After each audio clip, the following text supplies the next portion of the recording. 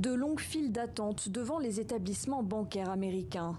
La scène, immortalisée par cet automobiliste, rappelle la crise financière de 2008. Et pour cause, la Silicon Valley Bank, 16e banque du pays par la taille de ses actifs, vient de faire faillite, provoquant dans sa chute un vent de panique. L'établissement était pourtant réputé solide. Peu connu du grand public, il s'était spécialisé dans le financement des start-up. Parmi ses clients, près de la moitié des entreprises américaines de la tech. Mais dernièrement, après de nombreuses difficultés, la banque s'est retrouvée incapable de répondre au retrait massif de ses clients. C'est l'une des conséquences des violentes hausses des taux d'intérêt du gouvernement.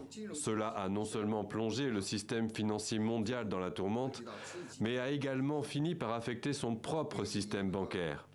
Dans un tel contexte, la Silicon Valley Bank a d'une part fait face à une baisse de la demande des prêts et d'autre part à la pression de la chute des cours boursiers. Quelques jours plus tôt, Silvergate Bank, une autre banque spécialiste, elle, des crypto-monnaies, s'est effondrée. Deux faillites coup sur coup, non sans conséquences sur les marchés financiers où les 4 plus grandes banques américaines ont perdu 52 milliards de dollars jeudi. Dans leur sillage, les banques asiatiques et européennes ont également flanché.